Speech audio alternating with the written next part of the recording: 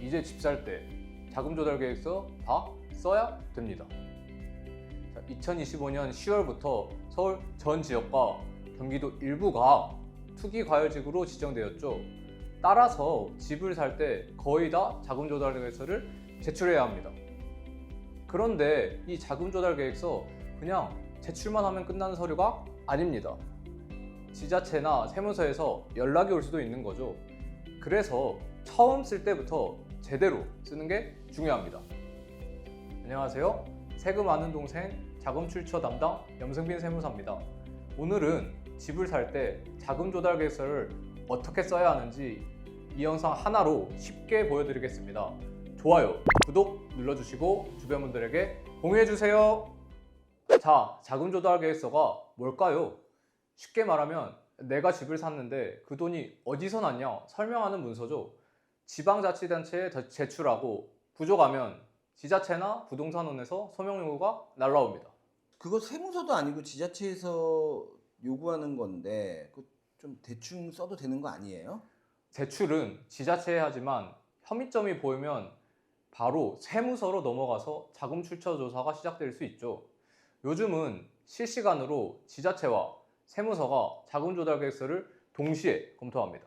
그러니까 처음부터 정확하게 써야 합니다. 그러면 어떻게 하면 정확하게 작성할 수 있는 거예요? 바로 PCI, 즉 소득 지출 분석 시스템을 통해 자금의 연천을 스스로 분석해보고 이를 토대로 자금 조달 계획서를 작성하는 것입니다. PCI가 뭔데요?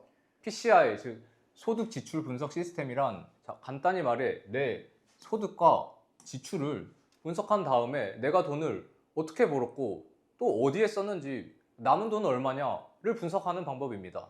제 주변 사람이 최근에 이렇게 물어보셨어요. 난 도대체 얼마짜리 부동산을 사도 괜찮을까? 자기 가진 돈만큼 편안하게 사면 되는 거 아니에요? 아니죠. 돈이 있다고 무작정 부동산을 사게 되면 자금 출처 조사가 시작될 수 있습니다. 자, 얼마짜리 부동산을 사도 되는지 계산하는 방법 제가 한번 보여드릴게요. 제가 아는 분의 5년간의 소득 및 소비 행위를 분석해 봤는데요. 자, 여러분, 이 표를 보기에 앞서 중요한 거는 이 사람이 얼마를 벌었는지가 아니라 벌어들인 돈을 얼만큼 썼느냐입니다. 이 좌측에는 이 사람의 소비 행위, 그리고 우측에는 이 사람의 소득 행위에 대해 분석해 보았습니다. 자, 여러분, 이거를 왜 제가 기간을 5년으로 설정하고 분석을 하는 걸까요?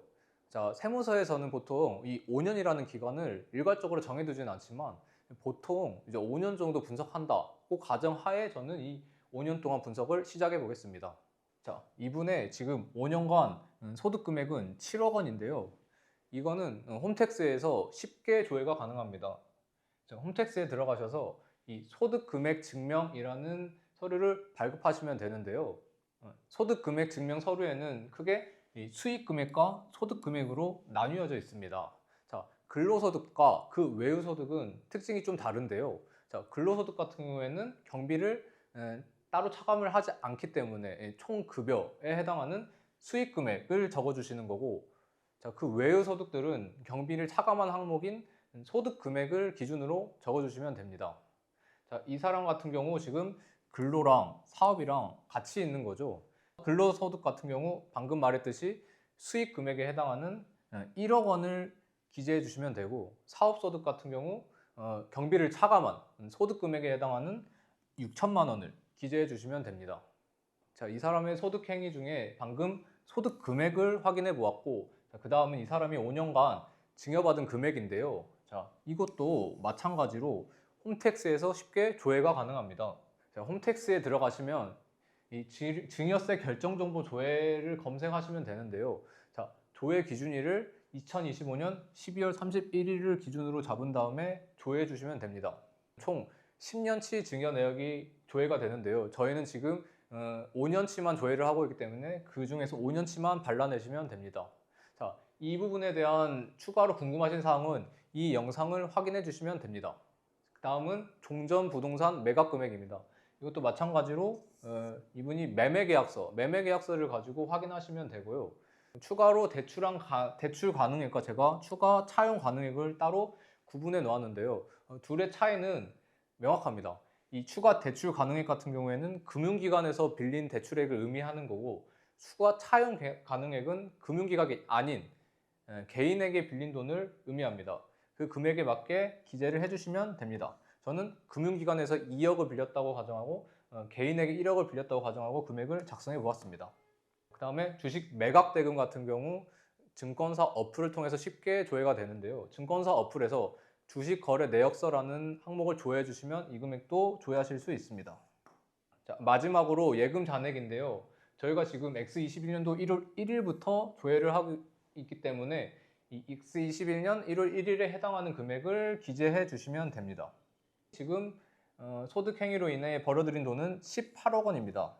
다음으로 이 사람의 소비 행위에 대해 분석을 해볼 건데요. 자, 이 사람은 지금 5년간 신용카드 사용액이 2억 원입니다. 자, 이것도 마찬가지로 홈택스에서 쉽게 조회를 할 수 있는데요. 홈택스에 들어가셔서 이 소득 세액공제 자료 화면을 조회해 주시면 간단하게 조회가 가능합니다. 여기서 신용카드, 직불카드, 현금영수증 모두 조회하기 버튼을 누르신 다음에 조회해 주시면 됩니다. 5년간 세금 납부의 금액을 볼 건데요. 세금 납부 금액은 근로소득과 그 외의 소득 금액들이 좀 다릅니다. 근로소득 같은 경우 원청징수 영수증을 통해서 확인하실 수 있고, 그 외의 세금들은 홈택스에 들어가서 세금 납부 내역을 확인해 주시면 됩니다. 세금 납부와 신용카드 사용액 모두 자료가 1년치밖에 조회가 되지 않기 때문에 X21년부터 X25년 총 5개년치 자료를 조회해 주셔야 됩니다. 다음으로 자동차 취득액은 금액을 적어 주시면 되고, 주식 취득 같은 경우 이 주식 매각 대금에 해당하는 주식 취득 대금을 적어 주시면 됩니다. 네. 그 다음에 대출 상환액 같은 경우에도 대출 상환한 금액을 작성하여 주시면 됩니다. 자, 이 사람의 소득 및 소비 행위를 분석해 본 결과 벌어들인 돈은 18억 원, 소비는 6억 원. 그래서 소득에서 소비를 뺀 금액이 12억 원인데요. 자, 앞서 강조한 대로 이 사람이 얼마를 벌었느냐가 중요한 게 아니라 이 벌어들인 돈을 얼만큼 썼느냐, 이게 중요합니다. 즉, 이 사람이 지금 소명이 가능한 금액은 12억 원입니다. 따라서 이 사람이 12억 원짜리 부동산을 취득하면은 비교적 안전하지만, 이 금액을 초과하는 부동산을 취득하게 되는 순간 소명 요구가 추가로 날라올 수도 있습니다.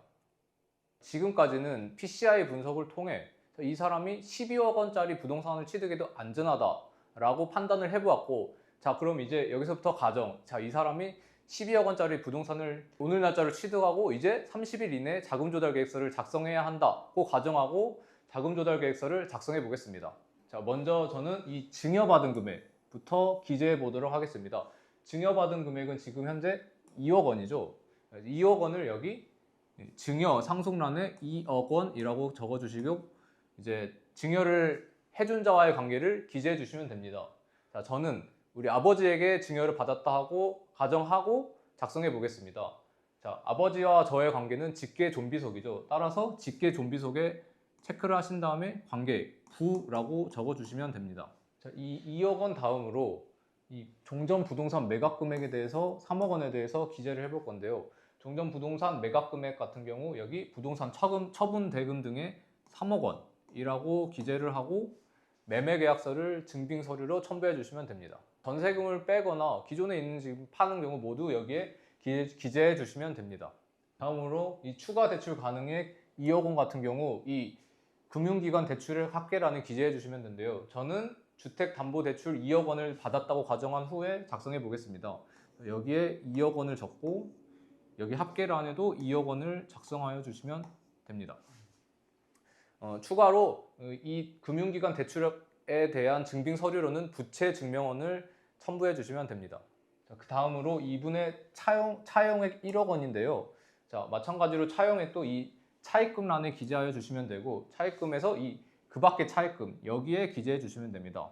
여기에 1억 원이라고 기재해 주시고, 증여와 마찬가지로 그 사람과의 관계를 기재해 주시면 되는데요. 저는 이번에는 저희 어머님에게 빌렸다고 가정한 후에 작성해 보겠습니다. 저희 어머니와 저의 관계는 직계 존비속이고 관계는 모라고 기재해 주시면 됩니다. 그 밖의 차입금란에 첨부 서류로는 차용증 및 원금 상환이나 이자 상환이 담긴 내역을 첨부해 주시면 됩니다. 네, 다음으로 주식 매각 대금 같은 경우 이 주식 채권 매각 대금란에 기재해 주시면 되는데요. 여기에 2억 원이라고 기재를 하신 후에 첨부 서류로 앞서 말씀드렸던 주식 거래 내역서를 첨부해 주시면 됩니다. 자, 지금 이제 자기 자금의 합계는 7억 원. 자, 밑에 차입금 등의 합계는 이 2억 원과 이 1억 원을 합한 속에 3억 원을 기재해 주시면 됩니다. 그러면 2억이 모자라네요. 나머지 2억은 어디다 적어야 될까요? 자, 나머지 2억 원은 이 금융기관 예금액란에 채워주시면 되는데요. 여기에 2억 원이라고 기재해 주시면 됩니다. 그러면 저 자기자금 소개란을 7억이 아닌 9억으로 변경해 주시면 되겠네요. 네, 9억으로 변경했습니다. 자, 그러면은 이 9억과 3억 원의 합계가 12억 원이기 때문에 이 합계란에 12억 원이라고 기재해 주시면 됩니다. 뭐 조달 자금 지급 방식 같은 경우 대부분이 계좌이체 금액으로 이루어지기 때문에 여기에도 마찬가지로 12억 원이라고 기재해 주시고, 입주 계획 같은 경우 지금 현재 모든 지역이 투기 과열지구로 지정됐기 때문에 실거주 의무가 있기 때문에 저는 본인 입주라고 체크를 하겠습니다. 26년 2월로 기재를 해보겠습니다. 첨부 서류에 대해서 설명해 드리겠습니다. 자, 금융기관 예금액 같은 경우에는 이 잔액 증명서를 첨부 서류로 제출해 주시면 되고, 주식 채권 매각 대금 같은 경우 주식 거래 내역서를 첨부해 주시면 되고, 증여 상속 같은 경우 증여세 신고서를 첨부해 주시면 되고, 부동산 처분 대금은 매매 계약서를 첨부해 주시면 됩니다. 자, 다음으로 차입금인데요. 자, 금융기관 대출액 같은 경우 부채 증명원이 따로 발급이 되기 때문에 부채 증명원을 첨부해 주시면 되고, 그 밖에 차입금 같은 경우 부채 증명원이 따로 발급이 되지 않고 차용증을 작성하는 경우가 많기 때문에 차용증을 첨부해 주시고, 추가로 원금이나 이자 상환 내역을 같이 첨부해 주시면 더 좋습니다. 첨부 서류를 지금 당장 못 낼 것 같은데 이런 네. 경우에 어떻게 해야 돼요? 네, 이런 경우에는 이 미제출 사유서를 기재해 주면 되는데요. 방금 부족한 현금 5억 원에 대해서 제가 한번 기재를 해보겠습니다. 증여 상속을 아직 못 받은 경우에는 증여 상속세 신고서가 없기 때문에 여기 란에 X라고 기재를 해주시고, 예정이라고 적으신 다음에 증여 예정일을 기재해 주시면 됩니다. 네, 이렇게 기재해 주시면 되고, 자, 그 다음에 아까 금융기관 대출이 아직 실행이 되지 않았기 때문에 마찬가지로 이 부채 증명서에 X라고 하신 다음에 예정이라고 쓰고, 날짜를 마찬가지로 기재해 주시면 됩니다. 추가로 부채 증명서가 없는 경우에 대체할 수 있는 서류들이 있는데요. 금융거래 확인서, 금융기관 대출 신청서 이런 거를 추가로 첨부해 주시면 부채 증명원 대신에 증빙 서류로 활용이 가능합니다. 그 다음에 아까 차용도 예정이라고 했기 때문에 이 부분도 X라고 하고, 여기도 마찬가지로 예정이라고 적으신 다음에 차용 예정일을 기재해 주시면 됩니다. 지금까지 이 PCI 분석 시스템을 활용해서 자금 조달 계획서를 작성하고 다음에 미제출 사유서까지 작성해 보았는데요. 자, 추가로 질문할 내용 있으신가요? 18억, 20억 원짜리 부동산을 살려고 그런다. 그러면 어떻게 말해야 되나요? 일단은 저는 이분의 소득 금액에 맞춰서 부동산을 취득하라, 즉 20억짜리 부동산을 취득하는 건 권장하지 않습니다. 그럼에도 불구하고 만약에 이 20억짜리 부동산을 취득하고 싶다 그러면 추가로 이 증여를 더 받으시거나, 아니면 추가로 대출을 실행시키거나, 아니면 차용증을 더 작성하시거나, 이런 방법을 권해드립니다. 이 두 가지 항목이 가장 확실하게 자금 출처를 입증할 수 있는 방법입니다. 네, 오늘은 소득 지출 분석 시스템을 어떻게 활용하는지 알아보고, 이를 바탕으로 자금 조달 계획서를 작성하는 방법에 대해 알아보았습니다. 자금 조달 계획서를 작성하기 전에 PCI를 해보는 이유는 간단합니다. 집을 살 수 있냐 없냐가 아니라 문제 없이 살 수 있느냐, 이걸 확인하기 위한 거죠. 자, 오늘 이 영상 보시고 궁금하신 점, 알지만 다시 한번 확인하고 싶은 점 댓글 편하게 남겨주시면 세무법인의 제가 열심히 댓글 담겠습니다. 감사합니다.